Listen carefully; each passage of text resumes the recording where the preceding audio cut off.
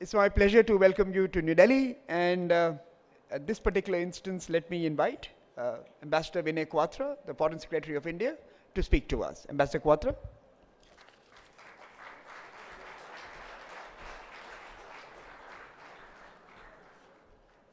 Thank you very much, Samir.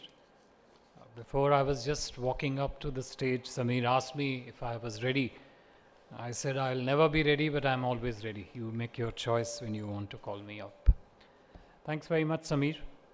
Honorable Minister of External Affairs of India, Dr. S. Jaishankar, Honorable Ministers, Excellencies, the Foreign Ministers, former heads of state, heads of government, Principal Secretary to the Prime Minister of India, members of Parliament, National Assemblies, military commanders, philanthropists, sportspersons. Allow me to indulge for a fan moment for a second and recognize Mr. Kevin Peterson, who is here with us this evening. Distinguished guests, Excellencies, ladies and gentlemen. Namaste, good evening, Swagatam. A very warm welcome to all of you at this 8th Raisina Dialogue. It is indeed a pleasure to be able to return to the in-person format of the dialogue this year. That we feel collective gratitude for being able to do so, and that we can no longer take it for granted is a telling sign of the times we live in. As Samir said in his remarks just a short while ago, it has already been a very long decade. Throughout this 8th session, our eminent speakers and participants would unpack the contemporary context and share their insights on what lies ahead of us. We are honored to have their distinguished and distinct voices to reflect on the provocative, uncertain, and turbulent global landscape that we are all navigating. The evolutionary journey of the Raisina dialogue over the last 8 years has mirrored the evolution of the global landscape itself. And here is one perspective, an interesting perspective, and I quote, "The Raisina dialogue has evolved from a conference focusing on India's role in global affairs to a prominent platform for dialogue on global issues. Over the last 8 years, it has expanded in scope to include a wide range of issues, grown in scale with participation from over 60 countries, and become more inclusive by engaging young people and women in discussions. The conference reflects India's growing role in the international community and is an important forum for exchange of ideas on key global issues such as cybersecurity, counterterrorism, climate change, and technology," I unquote. But why did I say what I said as in quote unquotes? I said this because this description of Raisina dialogue is not mine. The intellectual property rights of this perspective belongs to ChatGPT, which in my view is much more than what Mr. Joshi said earlier on during the evening, a self-learning algorithm. This is much, much more than that. Generative artificial intelligence tools and other modern technologies, such as ChatGPT, can both guide as well as mislead. Are they provocative? Yes. Are they uncertain? Double yes. Will they cause turbulence? Triple yes. But this provocation, uncertainty, turbulence of the existing or yet to emerge likes of the ChatGPT is of a kind that in my view is exciting, exhilarating, and stimulating. Is it Black Swan? Is it Tempest? Is it Lighthouse in the Tempest? Could be either of them, could be all of them. But even outside the field of technology, we inhabit a global landscape that seems increasingly fraught with provocations, uncertainty, and turbulence of another kind. The eighth Raisina dialogue takes place against this backdrop. Excellencies, we inhabit a world where provocative gray zone tactics determine the shape and substance of our response matrix, where the conflict infused supply chain disruptions, economic distortions, the resultant curve of inflation, the rising curve of inflation, I should say, and multiple economic insecurities of food, fuel, and fertilizer force us to redefine uncertainty.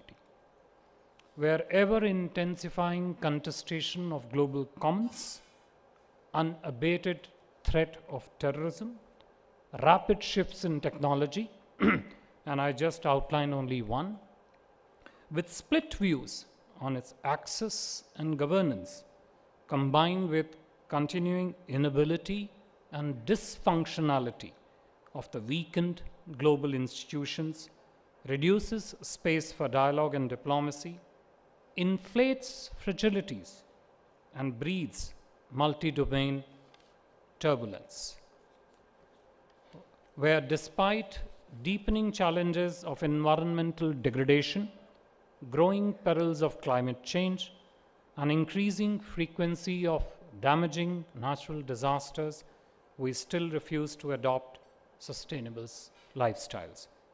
However, there are reasons for optimism. India, we believe, is uniquely positioned to embody and even invoke this optimism and channelize this hope for a future that we're determined to reach.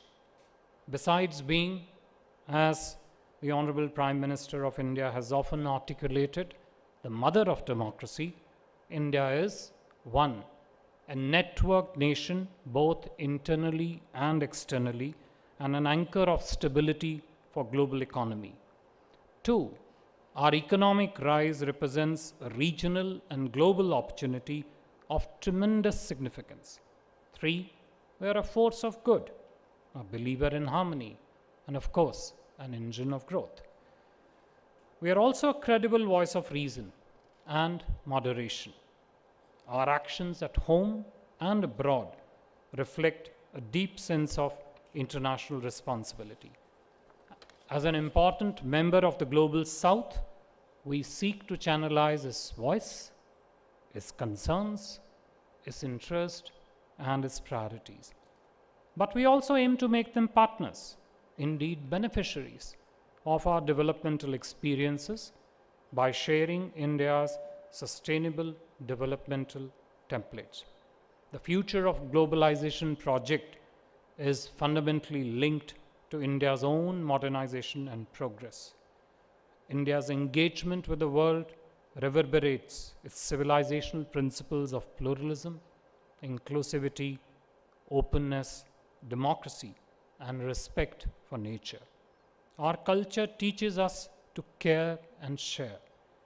Vaccine Maitri, vaccine friendship, Maitri standing for friendship, during the COVID pandemic, and most recently in the form of Operation Dost, Dost as in friend, to provide rescue and relief to our Turkish citizens, to the rescue and relief of Turkish citizens, which affected by the devastating earthquake, are some of its better known and more recent examples. This is also the spirit we wish to evoke during our presidency of the G20, which comes at a time of unprecedented global challenges, some of which I outlined earlier on. Conscious of expectations from India, we organized the first Voice of the Global South Summit in January this year under the leadership of Prime Minister Shri Narendra Modi to deliberate with the fellow members of the Global South on challenges being faced by them in the current global context. 125 countries out of 135 invited participated, which for us was unprecedented, but at the same time, it was also fruitful in allowing us to get the better sense of the pulse of the developing world. Our endeavor since then has been to incorporate those learnings into the G20 process. This is in many ways reflected in the manner in which we have articulated India's priorities during our G20 presidency. In conclusion, Excellencies, I would say that the multifaceted and global brand, the Raisina Dialogue, encourages its participants to be bold in their thoughts and brave in their intent. This is what I hope would be the flavor of not just tonight's discussion, but indeed also of the next 100+ sessions over the next couple of days. With these words, let me once again welcome all the distinguished participants, Excellencies, to Raisina Dialogue, 8th edition of Raisina Dialogue 23, and hand over the floor and the mic to Dr. Sameer Saran to begin the next session. Thank you very much.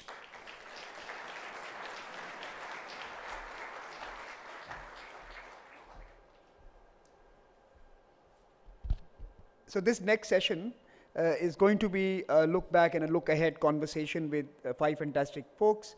Let me invite the Minister for Europe and Foreign Affairs of France, Catherine Colonna, on stage. Ma'am, please join us. James Cleverly, Secretary of State, Foreign, Commonwealth and Development Affairs, UK. Please join us on stage, sir. Minister Rasmussen, in charge of Foreign Affairs in Denmark. Delighted to have you with us, sir. Minister Retno, Minister of Foreign Affairs of Indonesia. Can I request you to please take the stage as well? And of course, Mr. Bill Gates, co-chair, the Gates Foundation from the US, who obviously will always have some excellent insights to share.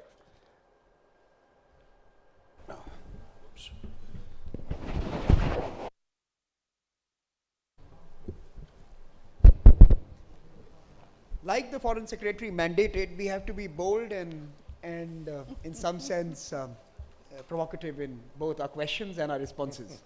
Let me first start with Minister Retno. Ma'am, congratulations on a fantastic G20 presidency, the best that we could have hoped for and achieved, and it was clearly something that you had invested a lot into, so well done. You now take over the chairmanship of ASEAN. First, give us some tips as India leads the G20 this year. Give us some tips on how to navigate the storm. But more importantly, what would you bring into the ASEAN chairmanship? And there are some issues there as well. For example, Myanmar. How does Indonesia see its chairmanship, and what are your approach to this particular year going to be? Well, thank you very much, Samir. Last night, I didn't sleep. Tonight, I might not sleep again because I will be on the plane to Tokyo. And I started my intermittent fasting since 2 o'clock, this 2 o'clock. So my apology if I don't think sharp. So, well, thank you very much. First of the word of appreciation to the presidency of Indonesia in the G20. But I have to convey at the same time my appreciation to all G20 members for the support. And I'm sure that India will be able to do it and maybe will do it better. So how can Indonesia make it? Because for me, if you ask me, well, it is like a mission impossible. The perfect storm, but we are able to make it. So from that, then what I can say is that the G20 under the presidency of Indonesia create a new hope. If we are united, if we want to give the cooperation and collaboration, then together we will be able to make it. So sometimes in our word, the terms cooperation, collaboration is very simple. But when it comes to the implementation, the deed, that is not easy. That is not easy at all. So I will try to bring this hope to the chairmanship of Indonesia in ASEAN. The challenge remains the same. External, internal, you mentioned about Myanmar. But again, collaboration, cooperation, inclusiveness, I think are keys to make the chairmanship of Indonesia success. Ma'am, can I also point you towards the Indo-Pacific? Again, it has competing forces, competing interests, tensions, and perhaps borderline conflicts as, in many ways ensuing at this very moment. How does ASEAN respond to this new development in its waters? Mm-hmm. Well, you like it or not, if you look at the ASEAN, in the last 50 years, we are able to be the motor of maintaining peace, stability, and prosperity in Southeast Asia. If you talk about ASEAN, then there's also, is always there, the story of the economic growth, for example. This year, the projection of ASEAN growth is 4.7 compared to the world growth. Why the growth is there? Because we are able to maintain peace, stability in Southeast Asia. But we want to inject this role, this spirit of cooperation, the spirit of inclusiveness in the Indo-Pacific, in the largest region in the Indo-Pacific. So that's why a couple of years ago, ASEAN issued the ASEAN Outlook on the Indo-Pacific.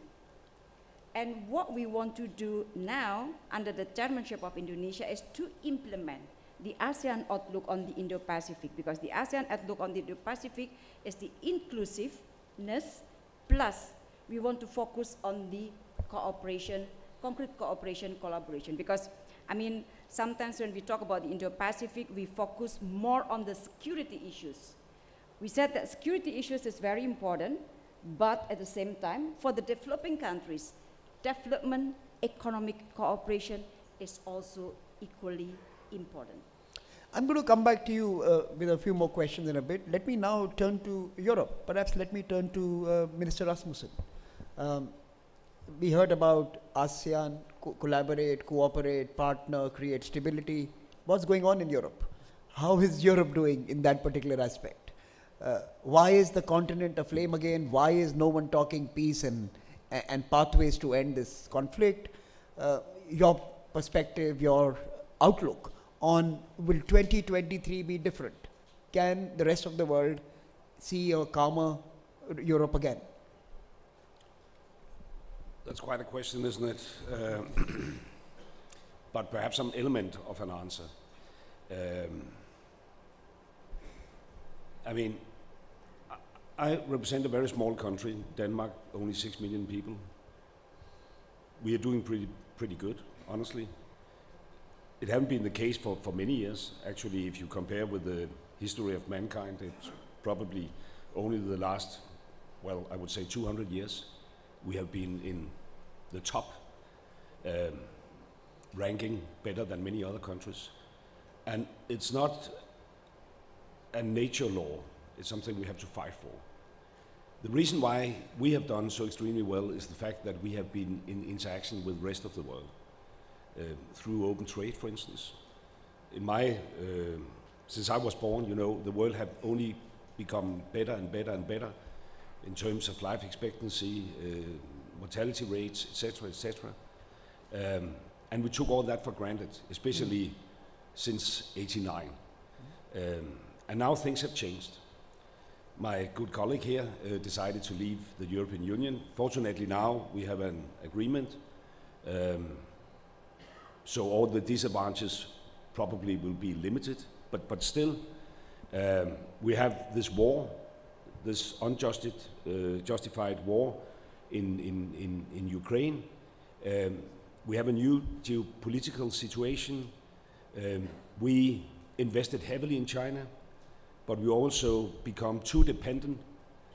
Our value chains was, you know, almost only one country out in Asia.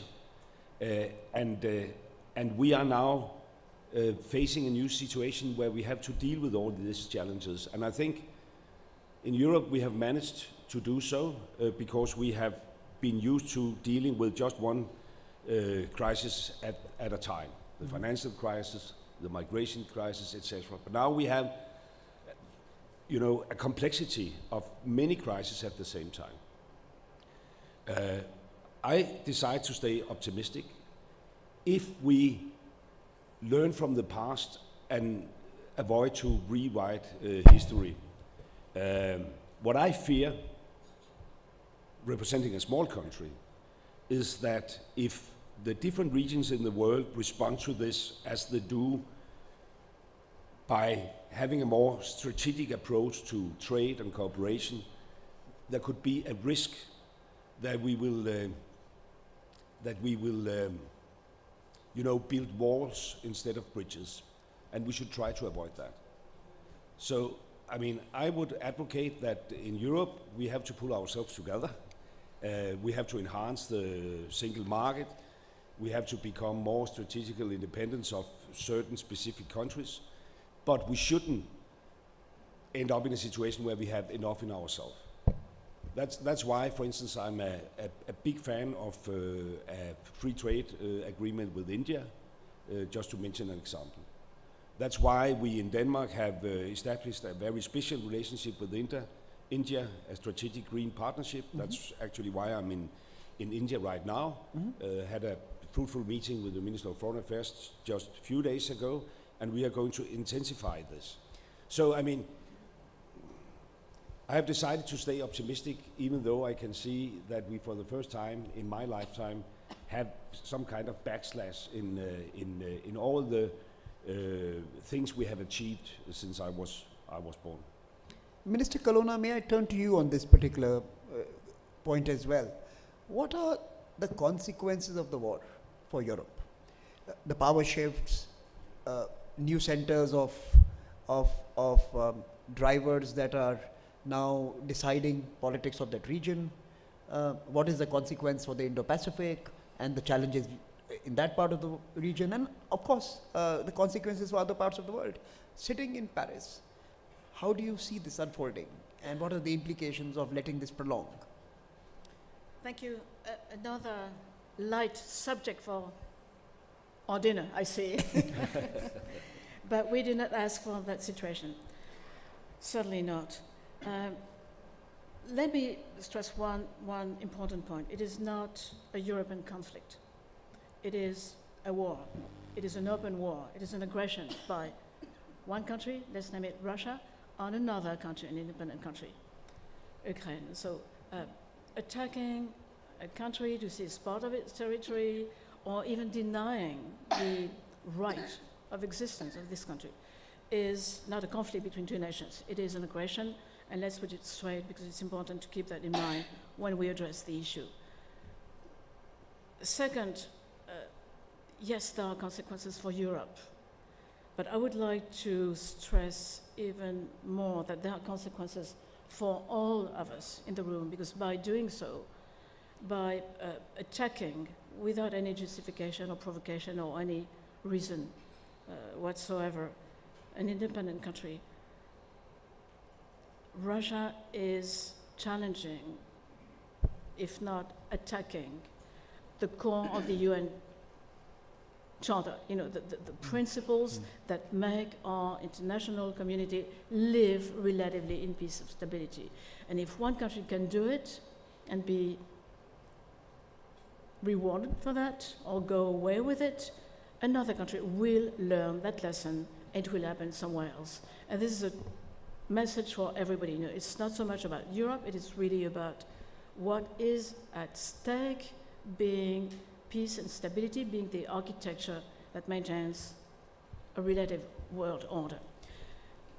Now, to be more precise on your question, I think it does affect the need that we have to find better ways of cooperating together.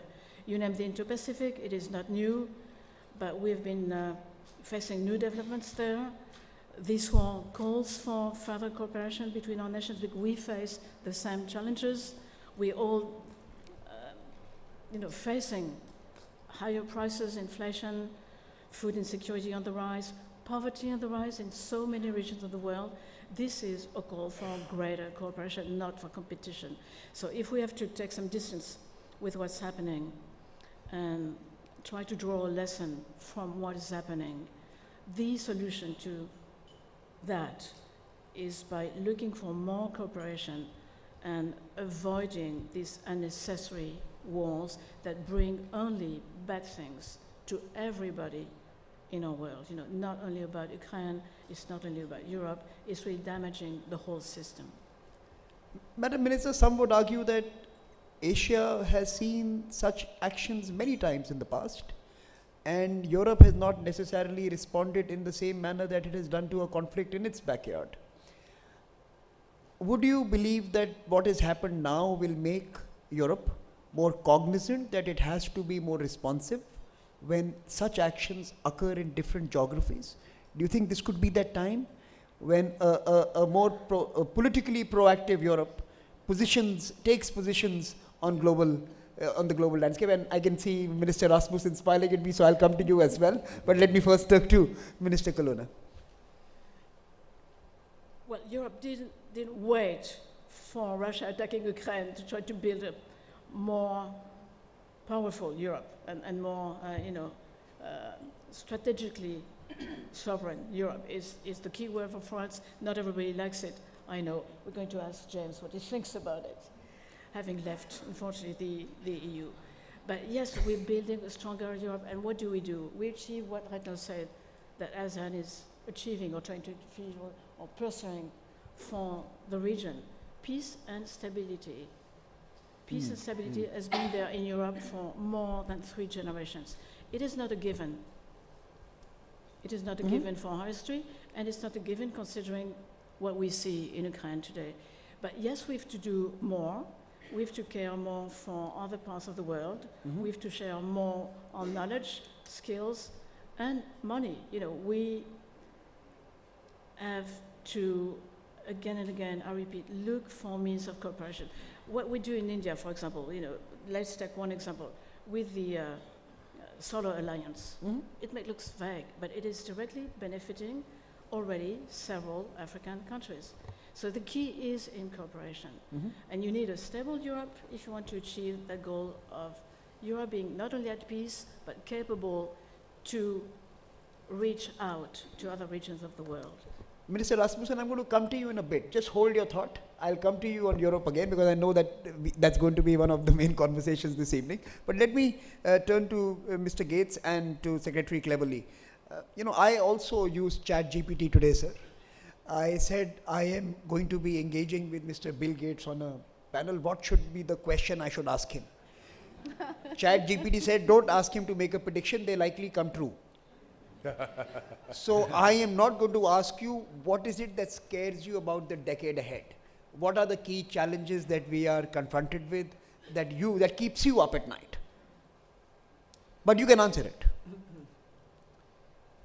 Yeah, I mean, I'm very lucky that a lot of my work involves innovative new things that can help us solve very tough problems. Until the start of the pandemic, the world had cut the number of children who die every year from over 10 million a year to under 5 million a year. So we were on track to make the SDGs. And there's continuing innovations in malaria, TB, nutrition that will allow us to cut that number in half again.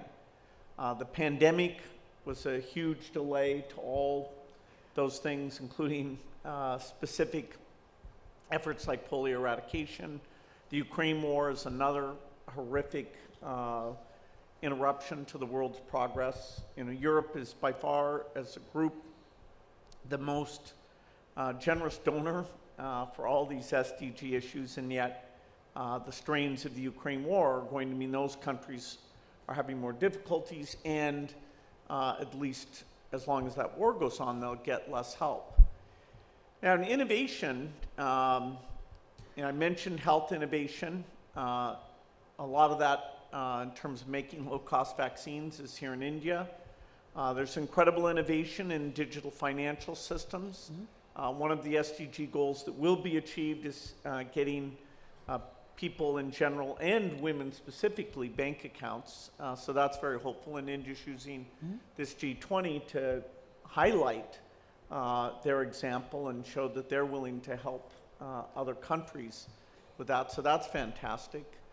And then, you know, the only reason I'm optimistic about climate challenge is because of innovation. The AI innovation, like many, brings with it challenges, but it's overwhelmingly a positive thing. You know, applying the new AI capabilities, which has even gone beyond what you're seeing with ChatGPT, the rate of innovation will be very quickly. The two areas that our foundation is focused on are health and education. You know, in no sense, even in rich countries, do you have enough health workers. The overloads post-pandemic are quite severe.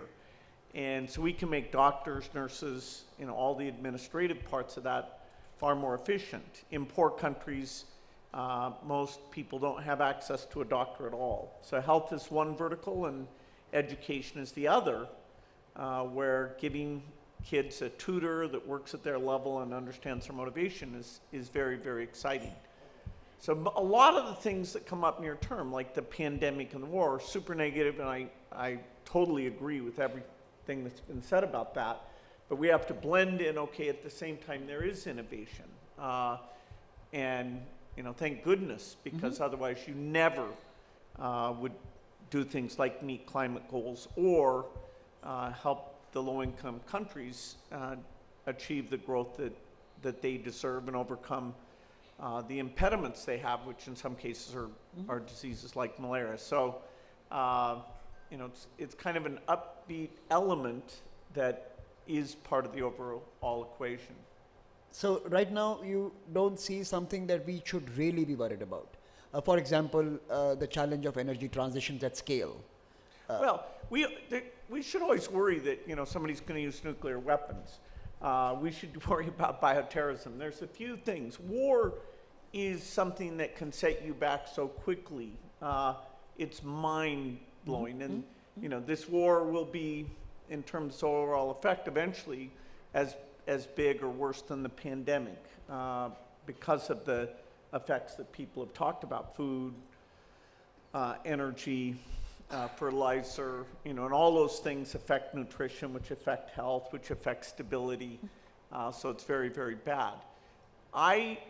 You know, I'm hopeful that the war will come to an end. I'm not an expert like the other people on the panel about that issue, but I do know that we were making immense progress in improving the human condition. And even in the face of climate change, I still believe that we will do that. Climate deserves a particular focus. In 2015, when the Paris Accords were signed, Prime Minister Modi was there, and he was kind of a key voice in a side event that he named Mission Innovation that said, let's really make a commitment to drive innovation. And in the 8 years since then, a lot of new ideas that make it possible to avoid emissions without paying an extra price. So what I call the green premium, there's a lot of promise there in that innovation pipeline. People are just beginning to see that because 8 years ago it was only starting. So even that, I believe we'll be able to deal with.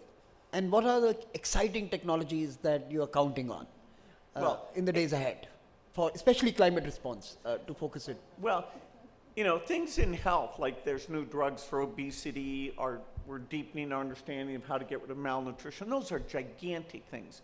We'll have vaccines even for HIV and TB. In the climate space, the new ways of making steel and cement, very inexpensive ways of making green hydrogen, you know, the level of activity and the amount of IQ. You know, smart young people are picking to go work for these climate activities. Whereas if you'd said 20 years ago, hey, work on cement, people have said, what? That's the most boring thing. Haven't we solved that problem? In fact, now, because of the climate constraints, we've got to reinvent almost all of our physical industrial processes. So I see, you know, whether it's food or buildings, or, you know, planes, there are startups starting to work with governments and big companies that can address all those areas of emissions. Secretary Cleverly, on the climate issue, UK has taken leadership role, especially COP26 and thereafter. Some in the rest of the world would believe that COPs these days are cop-outs, and we come out with fancy promises with little intention to implement those.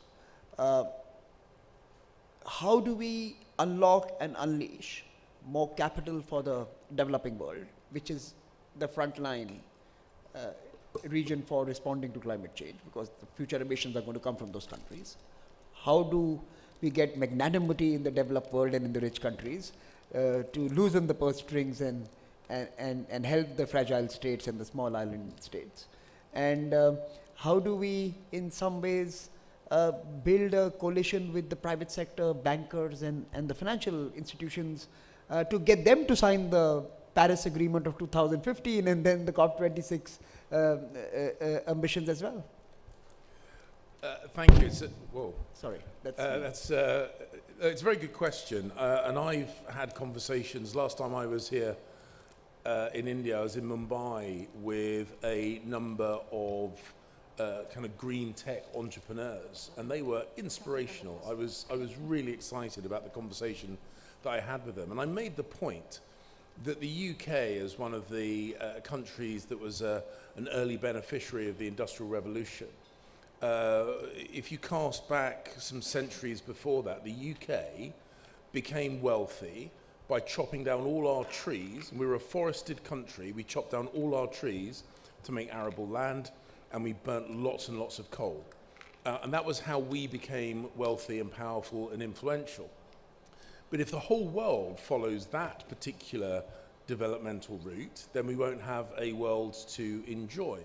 And I do think there is a responsibility on those countries that got richer earlier through what we now regard as environmentally damaging routes, that we do have a responsibility to the whole world and to those countries that are still on that developmental path, that economic growth path, to find ways, to explore ways where countries can develop economically and can become wealthier without making the same mistakes, frankly, that we did in centuries gone by.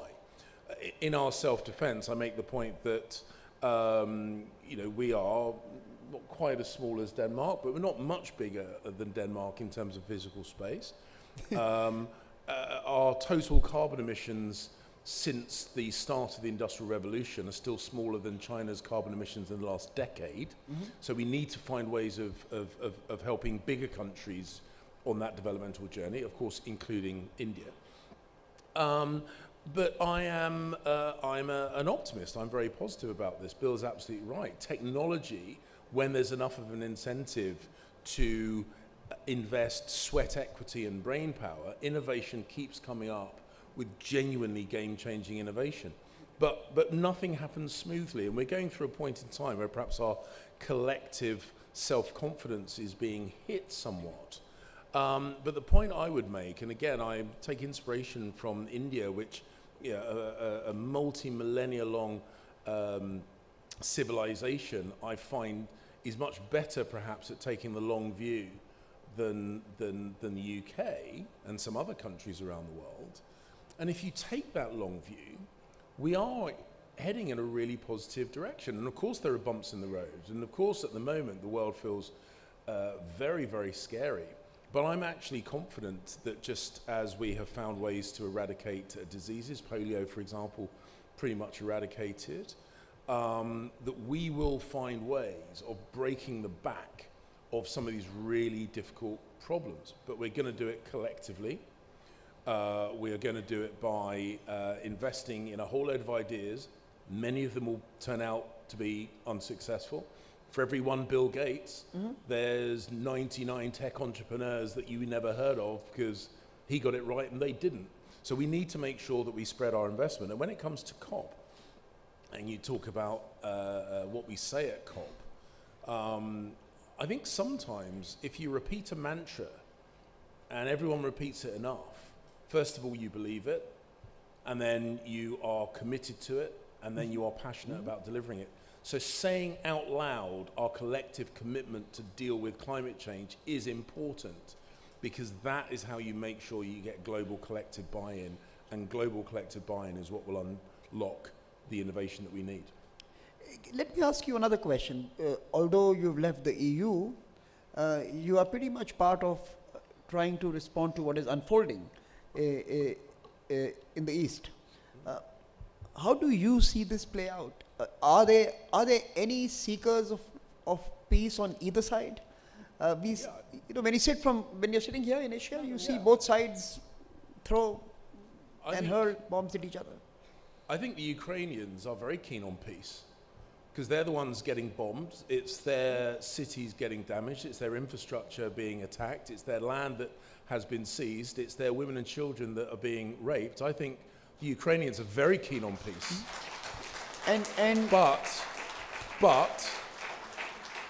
But the point I would make is that in our recent relationship, relationships with Russia, and our response to expansionist activities that we saw previously in Georgia, in Moldova, in other places, we've tried to limit those expansions through non-military means. And what we saw on the 24th of February last year was a full-scale armored invasion by Russia into Ukraine. And the lesson that I take from that is that until this war is finished properly, it isn't finished at all.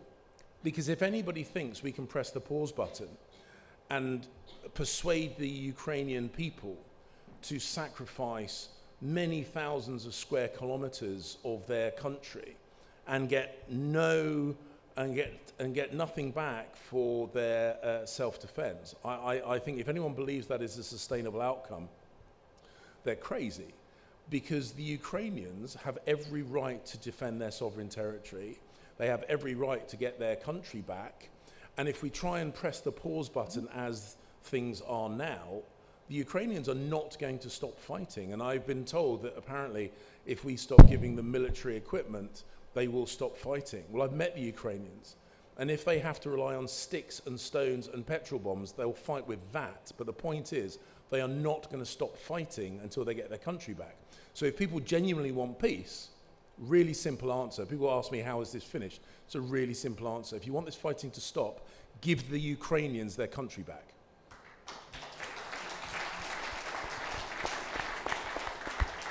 The last round of questions, the year ahead, the G20 presidency. What could be some concrete outcomes for each one of you that may signify a productive year for this grouping? Considering everything that we have spoken about, the conflict, the pandemic that we are emerging from, the distrust that generally exists across societies, what could be some outcomes that could make this a productive year? Let me start with you, Minister Rasmussen.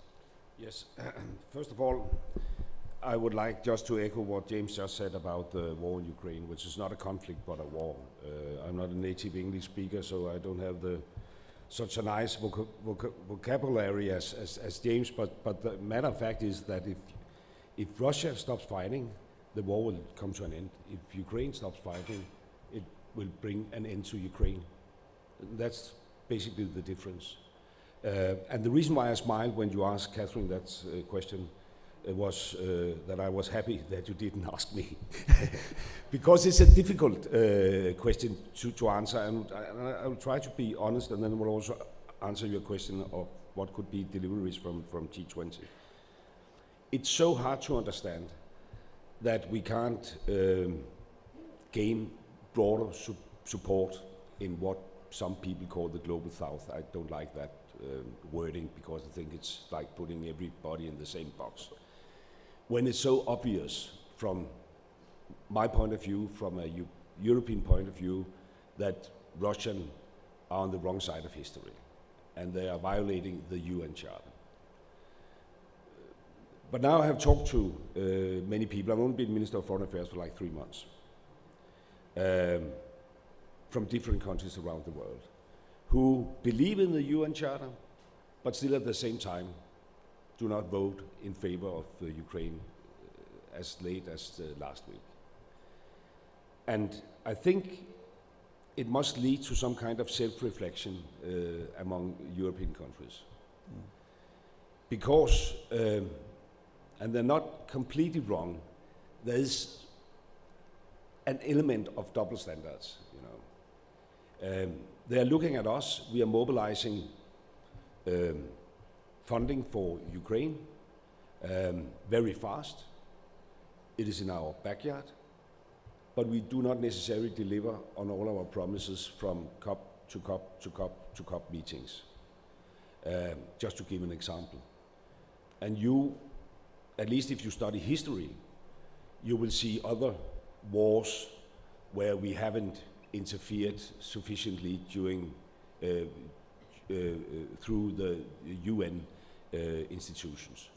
So I think I'm on the right side of history, but we should also learn from history, and we should step up. We should engage more with the rest of the world. And one area of particular interest is the need to reform the multilateral development banks. You also asked that question, how can we mobilize private capital? And I think that could be a delivery from G20, and I think India could play a crucial role in that regard. And I think countries as my own, I mean, we meet our ODA targets. We are among only 5 countries in the world living up to the UN targets, 0.7 GDP to ODA. We should participate in that, and we are willing to do so. I mean, we are not a big country, but I think we have a history which could allow us to engage in discussions in that area. I had the honor to chair the UN General Assembly when we adopted the SDG, and we used that in Denmark to establish an SDG fund with our pension funds. It could be some kind of, even though it's small, it could be an example to follow. So if I should have just one wish for the Indian G20 presidency, it should be, look at that. How could we improve the international financial architecture, so to speak? Can I turn to you, Minister Retno, your thoughts on what could be a productive G20 year, outcomes in November that would be useful for us as a global community? Yeah, well, let me start by picking up what James mentioned about the importance of respecting territorial integrity, sovereignty, so that is the values and the principle that we uphold. So what Indonesia hope is that we uphold it consistently, Because during the second session of our meeting in the G20, I was so surprised because we are talking about the principle, we are talking about the human rights, humanitarian situation. At the opening of the Human Rights Council in Geneva, just a couple days ago, on the opening, none of the speakers mentioned about the Palestine. So upholding that principle consistently is very important, and Indonesia will try to do our best to uphold it consistently. Now, let me bring your question back to what will Indonesia do this year for ASEAN? First, what we want to do is to make ASEAN remains relevant and important. So we need to strengthen the capacity of ASEAN. We need to maintain the centrality of ASEAN, which is not easy because we are 10. Because if we fail to maintain the centrality of ASEAN, then I'm not quite sure whether we will be able to maintain the unity and then the centrality of ASEAN. Once ASEAN failed to maintain the centrality, you can imagine, Samir, we are in the middle of the Indo-Pacific, there are so many players and we are not united, then that will be difficult for ASEAN to play the role as the motor of peace and stability in the region. So that is one pillar. The second pillar I mentioned to you, we try to do our best to keep Southeast Asia as the epicentrum of growth.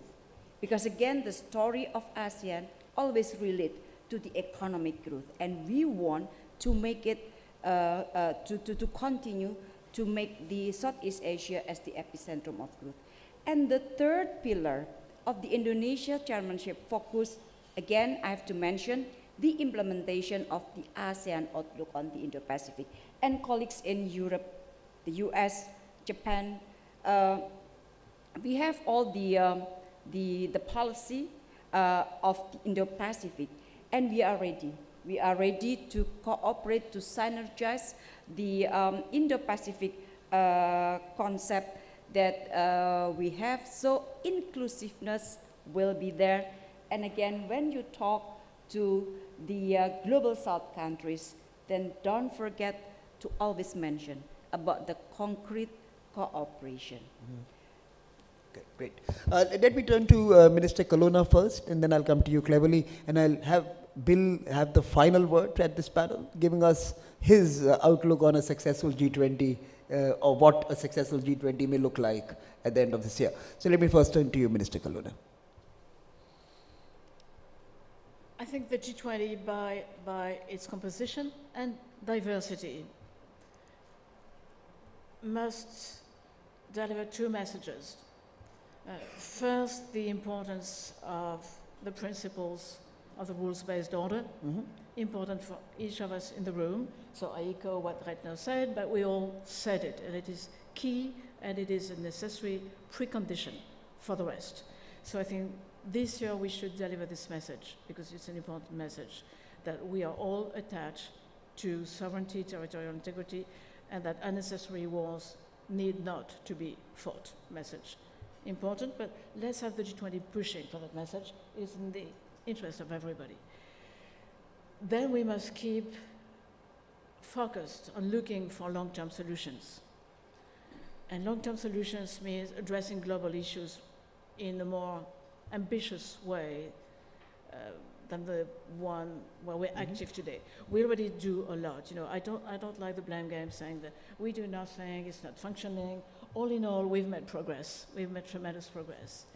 And Bill Gates was generous enough to remind everyone that Europe was the most generous donor. But why do we do it? Because it's needed, because it's a long-term view, because we need to partner with our neighbors and to raise everybody up through education, through health, through cooperation, technology, innovation. So the good message of the G20 would be, in addition to addressing a clear message to Russia, to keep us focused on looking for global solutions to global issues. I'm quite confident that India will do it. We're here to support and work together. But what is at stake is our capacity to deliver long-term strategies for the future, not only for today. Secretary Cleverly, can I turn to you? Thank you. I mean, one of the things that we saw today, and indeed we've seen it on the panel discussion now, is that a significant minority of the time that we spent thinking and discussing was dedicated to discussing Russia's invasion of Ukraine. I would hope by November we would be in a position where that war is over under the conditions that I suggested, with Ukraine getting its territorial integrity back, so that the discussions that we have at G20 leader level can be much more focused on the agenda that India put on the table, which is about addressing climate change, and it's about sustainable economic growth, and it's about using technology and harnessing the power of technology. These are incredibly important issues. They are issues with challenges, but also fantastic opportunities. I think the collective brain power and economic power represented by the members of the G20 should be exclusively harnessed in pursuit of these incredibly important agenda items. But as I say, today we have this this one other issue which rightly demanded our attention, and I would like nothing better to have that issue resolved by November. So I think that would be what a successful G20 looked like, a G20 that didn't have to discuss Russia's invasion of Ukraine because that was resolved, and was able to discuss how to make a healthier, more prosperous, more sustainable, less conflict-ridden world, because that is worth, I think, the time, the attention of the members of the G20. Mm-hmm. Bill, can I turn to you for your final thoughts and the final words on this panel? And by the way, since Minister Retno mentioned she's doing intermittent fasting, I have put you through intermittent fasting, so that we all are in the same boat. We empathize, Minister. Bill, final words to you. Yeah, I totally agree that meetings like this, it's a shame that their main focus can't be the SDG goals, which are the reduction in global inequity, and that this war is taking away from that, and it's also making all relationships more complex. Even the U.S.-China relationship, which is already very complicated, is further complicated by this. So the sooner we get past this, the better. One thing I hope we keep in our memory is the pandemic, because we still haven't pulled together a capability so that if that happens again, we will contain it and have far less damage. So both G7 and G20 need to have that in mind. The most exciting thing is that there are advances like the digital platform advances that India's a real leader in, particularly in doing it in this very open, privacy-preserving way. I would suggest that we'll get somewhere between 10 and 20 countries to adopt those technologies to the benefit of their citizens, and that will create a lot of very positive momentum. So it doesn't overcome the challenges, but at least we'll have that one very, very clear thing that can come out of this meeting. So largely modest optimism, some silver linings, and to all of those who are in other parts of the world, try finding your own solutions. I think we are in for a turbulent ride for some time, and hopefully conversations like these and the ones that we have over the next 2.5 days may illuminate pathways that could respect consistency in positions. I think that's what Minister Retno mentioned, and that's very important. Allow us to self-reflect, as Minister Rasmussen mentioned, defend the rule of law, as Secretary cleverly said, and innovate, as Bill always does. So please join me in thanking the wonderful panelists for their interventions. And we will now have dinner, and thank you so much. We have a little bit of a small memento from Raisina for all of you, and I'm going to request my colleagues Tanubi and Shub to come on stage and hand them to you. I'm also going to request the hotel staff to please get the food pronto.